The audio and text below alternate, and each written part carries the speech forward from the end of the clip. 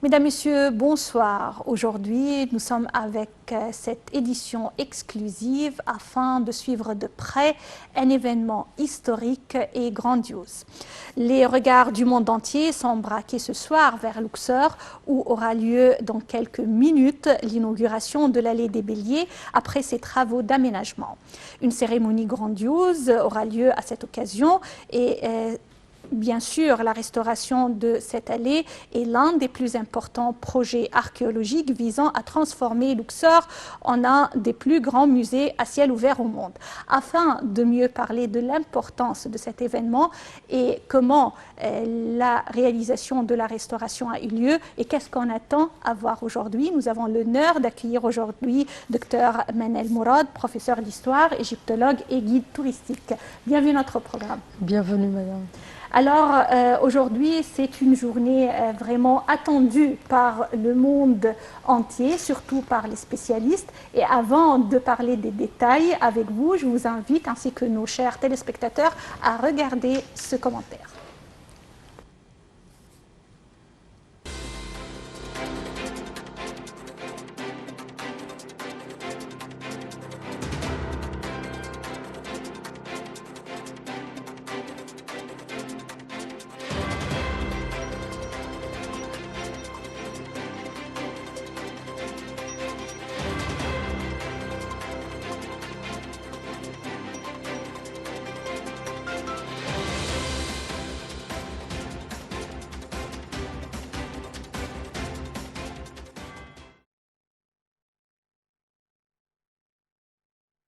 Quelques heures nous séparent de la cérémonie organisée à l'occasion de l'inauguration de l'allée des Béliers, baptisée Luxor est de retour.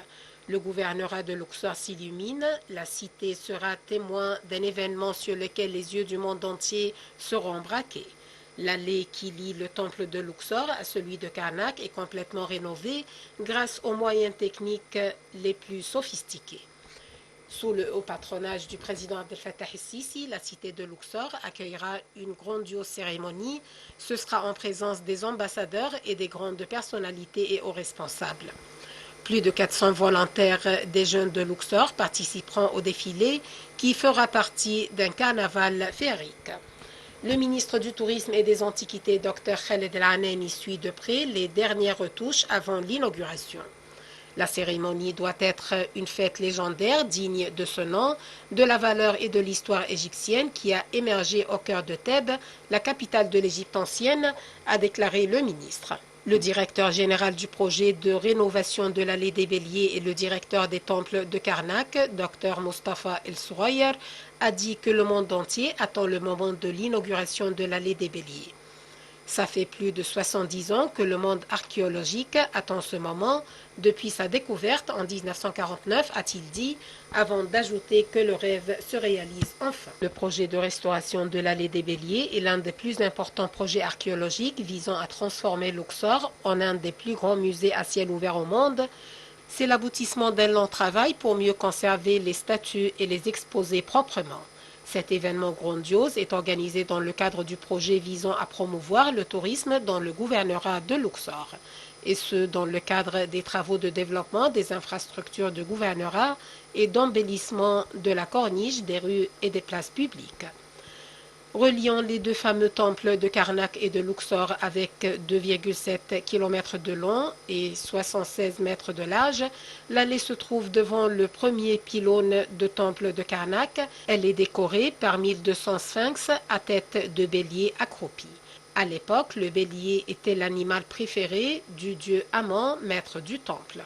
Les sphinx sont sculptés en grès avec des inscriptions portant le nom de Ramsès II et placés sur des bases en rocher. Cette allée fut construite par le souverain Nekhno Ier au cours de la 30e dynastie.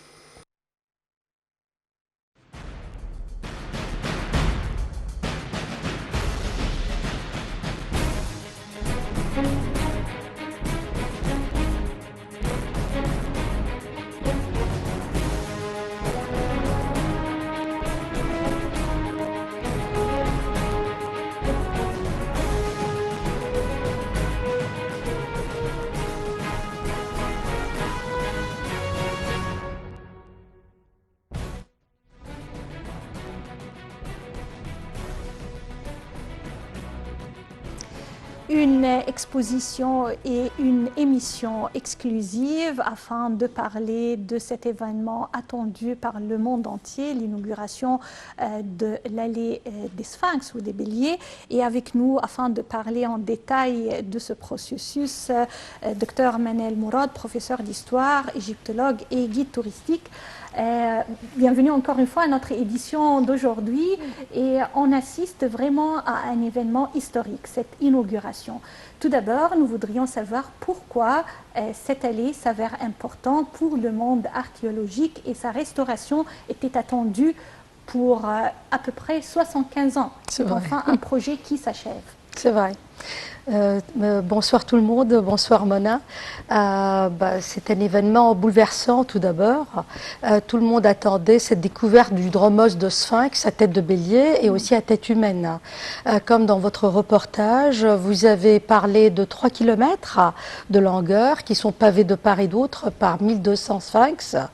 Et les derniers datent de l'époque du roi Nectanebo II, ça c'est une vérité. Et je vais vous dire quelque chose tout d'abord. Ce dromos fut attesté par Auguste Mariette. Hommage à lui parce qu'il nous a fait découvrir à la tête du service d'identité égyptienne. Oui. Il a travaillé en 1860. Il nous a fait comprendre l'importance de ce dromos. Et puis, un archéologue égyptien, Monsieur Ronem, en 1949, c'était son rêve, et il a abouti à 4 sphinx et ensuite 14 sphinx, et puis les travaux étaient arrêtés. Jusqu'à l'époque où Dr Abdelrazek, aussi un égyptologue encore une fois et archéologue égyptien, a travaillé là-dessus, et il nous a fait découvrir beaucoup de choses jusqu'aux années 2002. Et 2002 fut le rêve de Luxor, de la ville de Luxor. À la tête, il y avait un gouverneur qu'on connaît tous, qui a fait beaucoup de choses pour cette ville. Et ils ont abouti à quelques dizaines de sphinx. Et puis le malheur, c'était qu'on avait construit sur le sphinx. Il y avait des maisons, il y avait des institutions de gouvernement, il y avait des églises. Comment faire? Comment voulez-vous détruire tout ça d'un coup? Ça a pris un temps fou jusqu'à ce que... Ça veut dire que les sphinx étaient enterrés, oui, on ne les voyait pas comme le passage qu'on voit aujourd'hui. Non, non, non, jamais. C'était enseveli, 3 kilomètres enseveli, au-dessous de la ville de Luxor. Même il y avait des églises, même il y avait des bureaux et des offices gouvernementaux, il y avait beaucoup de choses, il y avait les maisons des habitants. Donc c'est une décision, une volonté gouvernementale du pays. Il y a 2 ans seulement, figurez-vous, et il y avait un travail de titan pour tout d'abord donner la chance aux habitants de partir dans des maisons encore plus beaux, et les compenser, et ensuite dégager toute cette allée et la faire respirer. Et petit à petit, il y a eu la restauration. Tout ça en 2 ans. Donc c'est un travail miraculeux, monstrueux, au-delà que vous pouvez imaginer. Et comment le projet de restauration a été-il orchestré afin d'arriver à l'image finale, à cette vraiment beauté qu'on va voir ensemble aujourd'hui? Tout d'abord, ça a commencé par les premières trouvailles, injecter les sphinx par de la résine synthétique, nettoyer, et puis repérer les endroits, et ensuite demander petit à petit, avec des conséquences de trouver d'autres maisons d'habitation aux habitants, et ensuite dégager le tout petit à petit, jusqu'à ce qu'on aboutit aux 3 kilomètres, exactement 2700 mètres. Mais est-ce qu'on a restauré les statues même? Oui, oui, il a fallu, parce que des fois on trouvait des têtes par terre, on trouvait des petits fragments par terre, il a fallu les relever aussi et travailler là-dessus. Autre chose, si vous permettez, il faut savoir que Karnak, c'est un des plus importants complexes religieux de cette Égypte de l'Antiquité. Donc Karnak, ce n'est pas un temple, ce sont des temples. Et on a vénéré une triade. Donc on parle de 100 hectares de superficie, Mona. Et aussi, il était en lien, il était relié avec le temple de Luxor, qui était aussi un temple divin. Mais le temple de Luxor respecte l'axe nord-sud, l'axe fluvial. C'est très important ce que je suis en train de vous dire. Et cet axe fluvial qui honore le Nil, donc la fertilité, la vie, tout ça. Donc toute une allée appelé dans l'Égypte de l'Antiquité Wat Nether, c'est-à-dire le chemin des dieux, le chemin sacré, le chemin de Dieu. C'est-à-dire que le roi, à l'époque, le pharaon, il empruntait ce chemin pour aller du Karnak à Luxor et prier pour le dieu Amon. Est-ce que c'était ça? Oui, mais plus que ça. C'est-à-dire, il y avait la fête Opet. Oui. Et la fête Opet, en 2 mots, c'est une fête de la bonne rencontre que les Égyptiens ont imaginé entre Amon et sa femme Mout dans le temple de Luxor. Et tout le peuple égyptien attendait ça en hâte à l'époque, parce que c'est rarissime qu'on tolérait au peuple égyptien de se trouver devant même les temples, parce qu'ils étaient considérés comme des profanes. Donc le temple, c'est un édifice fonctionnel. Un temple égyptien, c'était pas à visiter à l'époque, c'était vraiment la maison de la divinité. Et on vous parle d'une triade, la triade Amon, Mout et Khonsou. Donc c'est grandiose. Et le roi, son rôle était d'animer cette énergie, animer le temple. Et le roi en question, tantôt il peut faire une descente au sud vers le temple, si vous voulez, de Karnak via le Nil, et puis aussi remonter, emprunter ce chemin divin quelque part, le chemin divin dans lequel il se fait cristalliser. C'est important de concevoir comment on humer le sacré, humer le divin dans ce chemin du Wat Nether ou le chemin de Dieu. Aujourd'hui également, au cours de ce spectacle et cette cérémonie, nous allons également entendre ensemble pour la 2e fois les mélodies, les mots égyptiens. Oui, les mots égyptiens. Ça, vraiment, ça nous rend très émus d'entendre la langue de nos ancêtres. Et également, je voudrais parler du choix, tout d'abord de la découverte de ces mots, de ces chansons, de ces lyriques, ces mélodies, et également le choix de ce qu'on va présenter aujourd'hui. Tout d'abord, on ne connaît pas exactement comment les anciens Égyptiens prononçaient leur langue. On connaît quelques articulations venant du copte, parce que la langue copte est parlée jusqu'aujourd'hui. Notre langue copte, elle est liturgique, elle est prononcée dans nos églises coptes orthodoxes égyptiennes. On enseigne encore à nos enfants le copte, et aussi dans les universités très spécialisées. Donc on a quand même une idée de ce que c'est les sons un peu, et à Champollion, hommage à lui, c'est grâce à lui qu'on connaît cette science de l'égyptologie, et d'ailleurs j'en suis fière parce que c'est une science au nom de notre pays, l'Égypte. L'égyptologie, c'est l'unique science qui porte le nom de notre pays, et Champollion, qu'est-ce qu'il a fait? Il a prononcé à la latine.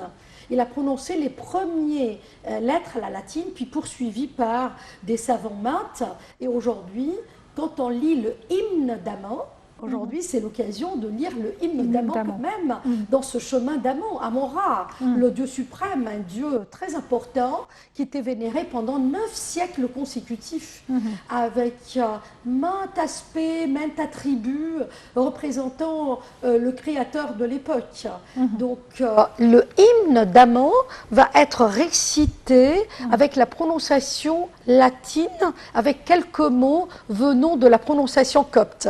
C'est ça exactement ce qu'on va écouter aujourd'hui. C'est vrai, alors c'est un projet vraiment qui a suscité plein d'efforts de la part de l'État égyptien. Aujourd'hui, nous allons voir ensemble les résultats. Et parmi les préparatifs, c'est l'aéroport international de Luxor qui a achevé ces derniers préparatifs nécessaires afin de recevoir des invités importants participant à la cérémonie de l'inauguration de l'allée de Criosphinx à Luxor, qui est capitale du tourisme mondial, il faut le dire. Et cela sous les auspices du président Abdel Fattah al-Sisi.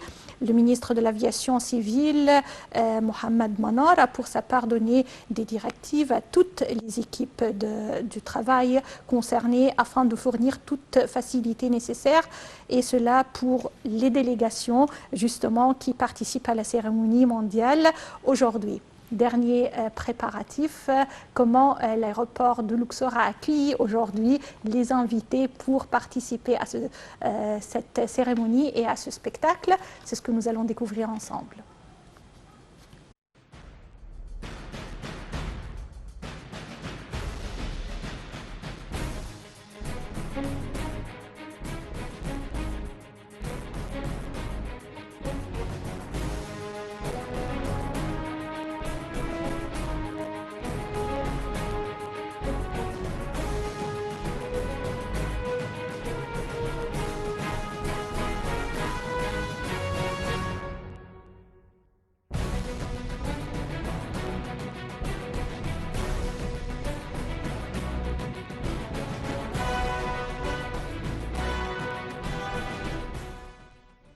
Le ministre de l'Aviation civile, Mohamed Manar, a donné ses directives à toutes les équipes de travail concernées afin de fournir toutes les facilités nécessaires pour les délégations participant à la cérémonie mondiale de l'Allée des Béliers, selon un communiqué du ministère de l'Aviation civile.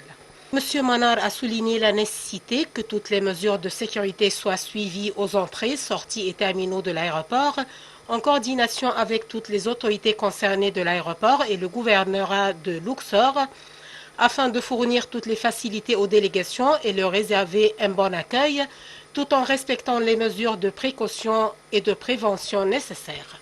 Le ministre de l'Aviation civile a souligné que le gouvernement égyptien accordait un vif intérêt à cet événement historique qui place Luxor au seuil d'une nouvelle ère de promotion du tourisme en Égypte, sachant qu'elle possède un tiers des antiquités du monde et qu'elle est devenue un musée ouvert.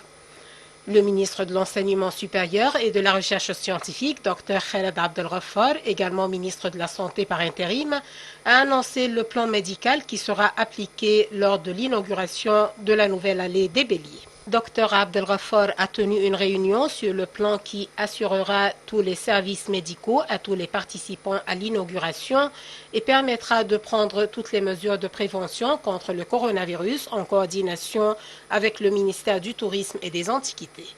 Selon ce plan, 18 ambulances bien équipées seront mobilisées et 4 cliniques mobiles seront mises en place.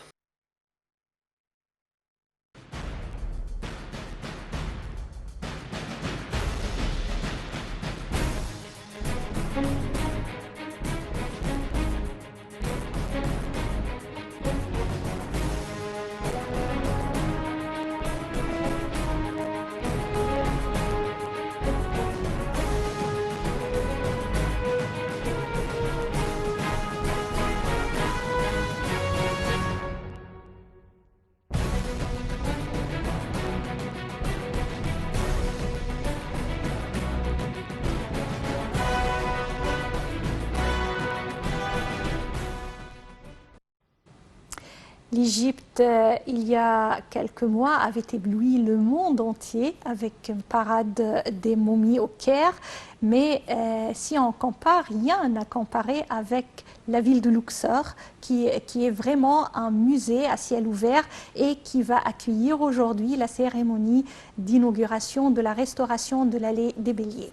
Docteur Manel Mourad, professeur d'histoire, égyptologue et guide touristique, était en train de nous expliquer l'importance de cette allée, mais on ne peut pas parler de l'allée sans parler de la ville qui abrite cette allée, Luxor. Exactement.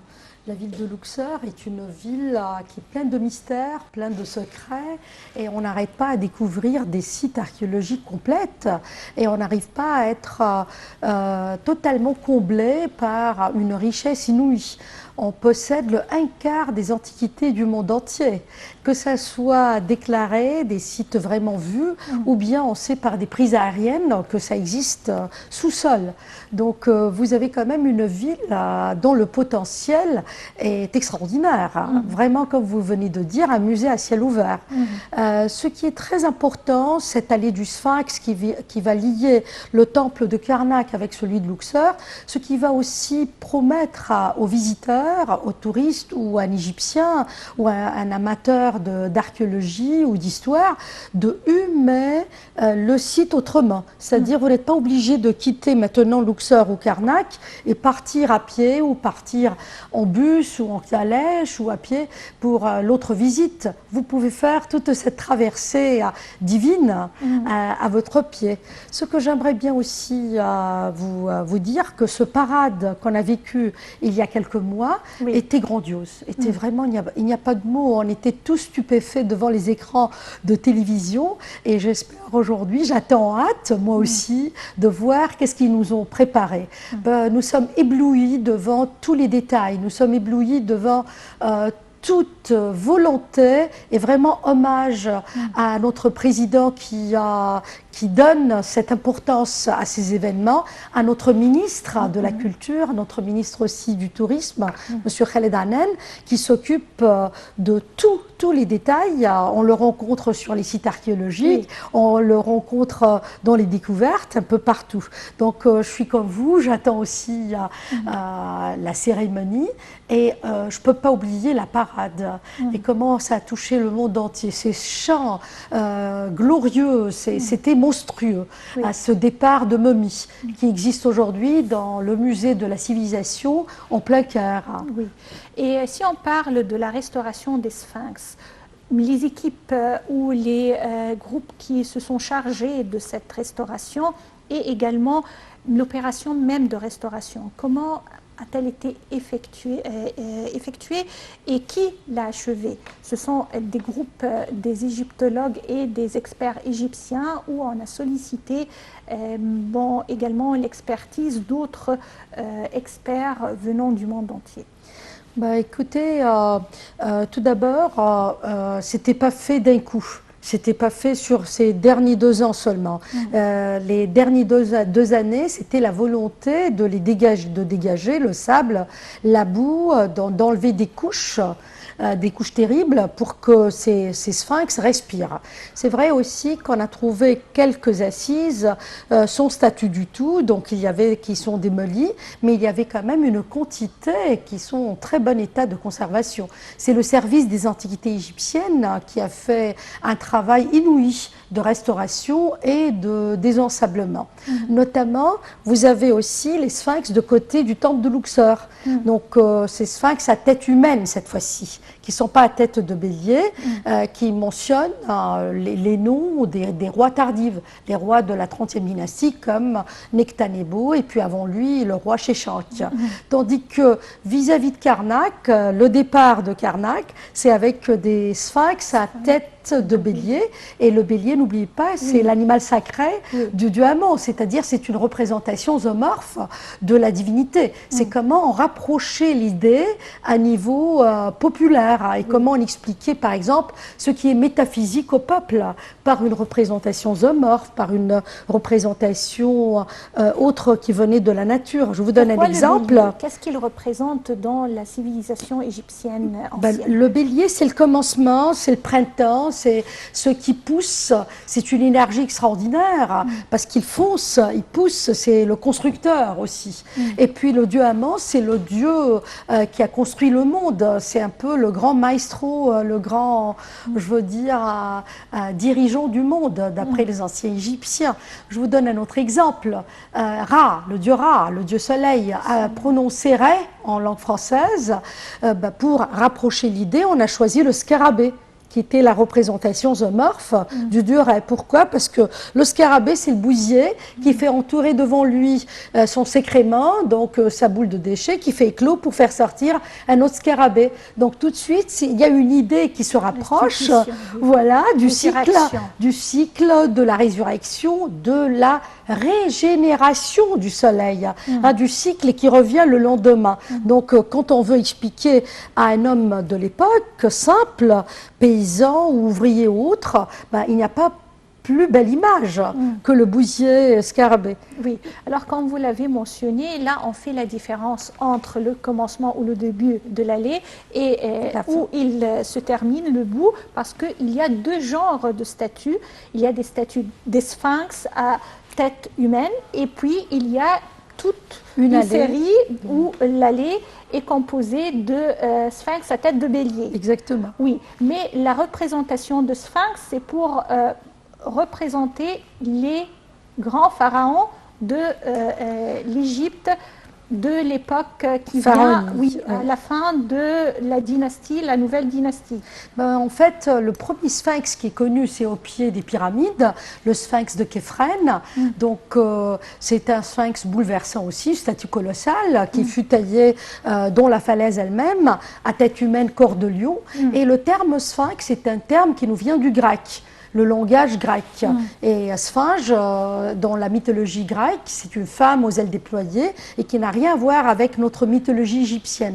Dans la mythologie égyptienne, Sphinx veut dire statue vivante. Donc cette statue vivante fut la statue qui commémore que le roi est dans son état de ankh, dans son état de clé de vie, dans son état d'esprit vivante, comme Khéphren, comme Hatshepsut, comme beaucoup de rois qui ont eu le droit d'avoir des sphinx. En fait, aussi devant le temple sublime des sublimes, sur la rive ouest, le temple d'Hatshepsut, il y avait un dromos du sphinx. Et nous, on a trouvé des petits fragments.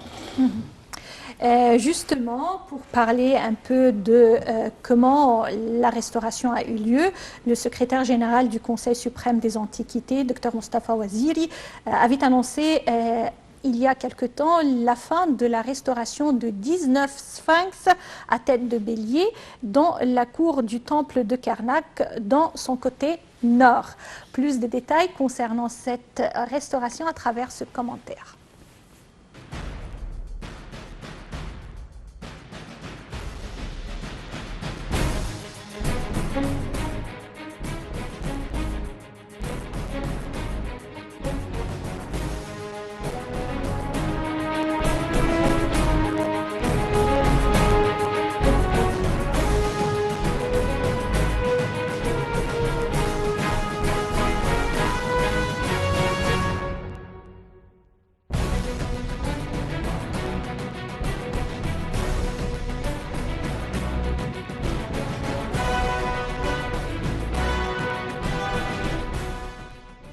Annoncé que les travaux de restauration sont faits par des restaurateurs et des ouvriers purement égyptiens avec le grand soutien du ministre du Tourisme et des Antiquités, Dr Khaled El Aneni. C'est ce qu'a annoncé le secrétaire général du Conseil suprême des Antiquités, Dr Mostafa Ouaziri. Le directeur des temples de Karnak, l'archéologue Salah El-Messer, a dit que le projet de réaménagement de l'allée des béliers est divisé en deux phases. La première, durant laquelle 29 béliers ont été restaurés du côté sud du temple, a déjà été inaugurée au début de l'année 2021 par le ministre Dr Khaled El Aneni, le gouverneur de Luxor, le conseiller Mostafa Elhami et le secrétaire général du CSA Dr Mostafa Ouaziri. Et de suivre que la deuxième phase est presque terminée, une équipe d'archéologues égyptiens a finalisé ce grand projet. Le travail consiste à installer des plaques au-dessus de chaque bélier spécialement conçues pour les protéger et les préserver autant que possible des érosions, ainsi que pour mettre en relief leur beauté. Une seule statue pèse 7 tonnes. Les anciens Égyptiens ont taillé et transporté ces statues sans aucun levier. Le directeur du département de restauration des antiquités de Karnak, Saad Zaki, a indiqué que le projet de restauration des 19 béliers a été effectué comme les 26 autres déjà restaurés durant la première phase. Ce projet s'inscrit dans le cadre du plan d'un réaménagement ambitieux visant à transformer le gouvernorat de Luxor en un musée à ciel ouvert et par conséquent la ville la plus touristique grâce à ses monuments inestimables. Le projet est financé par le ministère de l'Habitat, des Services publics et des communautés urbaines en coordination avec le gouvernorat du Caire et le ministère du Tourisme et des Antiquités dans le cadre du plan de mise en valeur de la civilisation égyptienne.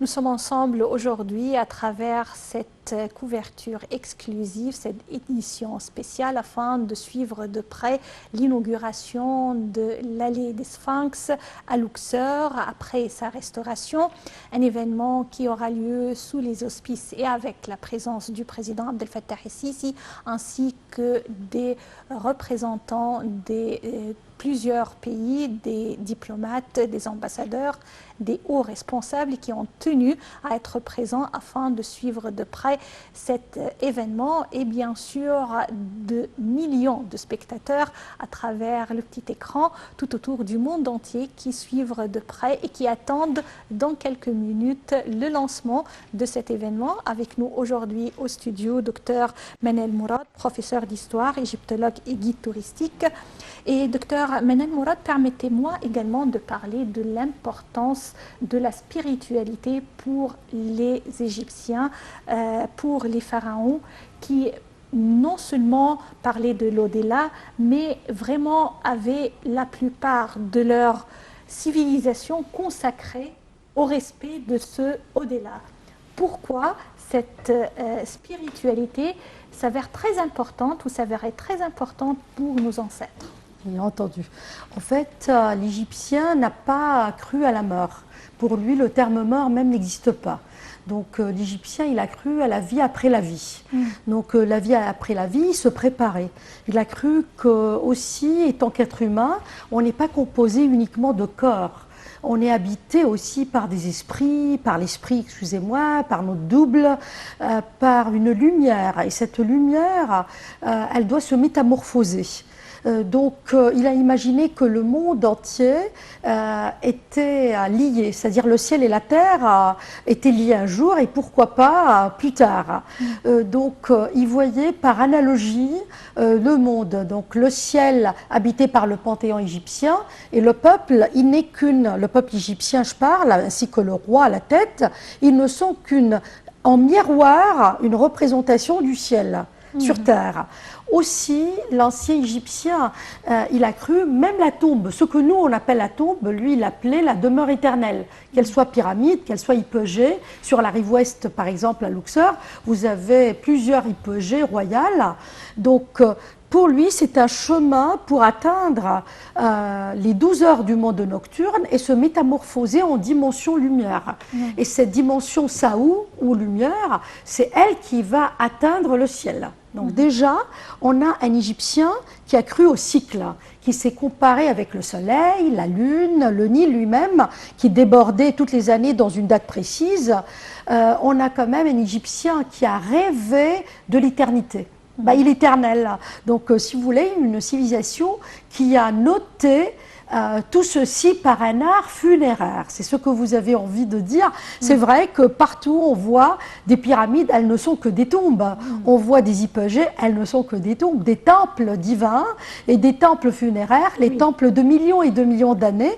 C'est vrai que c'est colossal, mais aussi ça évoque l'idée de l'éternité. Et de l'optimisme également, évidemment. Parce que comme vous l'avez mentionné, la mort, ce n'est qu'un passage pour aller au-delà de cette vie, continuer à travers une autre vie. Exactement. Et qu'on doit être préparé pour l'entamer. Exactement, et puis avec une dimension autre de son être.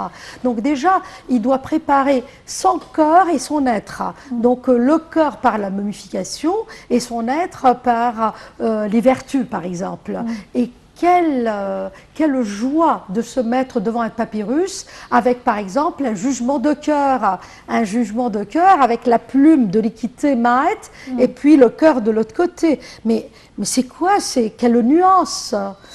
C'est une nuance extraordinaire avec cette équité de la plume de la déesse Maët. Donc il a fallu faire des vertus, vraiment se lancer vers la bonté, quoi. Respecter le Nil, aimer son voisin et respecter sa mère. Vous savez, les 10 commandements de Moïse qu'on connaît tous, il existe déjà, mais autrement et en plus développé dans ce qu'on appelle le livre du Mdouat, le livre de la vérité. Le livre du monde de la vérité. Donc quand même, on a une religion ancienne, égyptienne ancienne, assez touchante, vous savez, qui vibre énormément. Alors, docteur Manal Mourad, avant de terminer notre conversation avec vous, je voudrais retourner encore une fois à cette allée vraiment grandiose. Vous m'avez parlé d'à peu près 1500 statues qui bordent 1200, exactement. 1200. C'est un nombre énorme et Oui. toutes ces statues ont été formées quand? C'était au fur et à mesure des siècles, parce que vous avez Ramsès II par exemple, 1298, il était à la tête de ce pays, il était un grand général d'armée, et ensuite il était en corrégence avec son père depuis l'âge tout petit. Il devient le roi de l'Égypte, un des rois constructeurs. Il nous a construit énormément dans le temple de Karnak, il nous a laissé un des plus grands dromos du Sphinx de cette époque-là, devant son pylône venant de Karnak. Et ensuite, au fur et à mesure des siècles, il y avait beaucoup de rois comme Taharqa, le roi Taharqa. Justement, docteur Manal Mourad, actuellement, nous avons avec nous une vidéo qui va nous parler également de la visite aujourd'hui du président Abdel Fattah el-Sisi à Luxor. Il était là pour inspecter la ville, les préparatifs et également, comme on voit les images, c'était pour parler avec les habitants de Luxor pour être sûr comment est la situation actuelle à Luxor après une saison d'inondation et que tous les efforts ont été déployés afin de bien améliorer les services attribués et fournis à ces habitants de Luxor. Également, plusieurs projets ont été inaugurés pour rendre Luxor non seulement le berceau de la civilisation pharaonique, mais également pour continuer avec ce développement de la nouvelle République, d'introduire Luxor comme une ville idéale qui fait l'amalgame entre la civilisation ancienne et le développement continu. Et également, on avait parlé que les sphinx se trouvaient ensevelis ou enterrés sous plusieurs maisons, édifices et autres. Et il y avait bien sûr une vraiment indemnisation importante pour tous les citoyens qui ont été endommagés au cours de ces fouilles. Et à présent, c'est vraiment notre dernière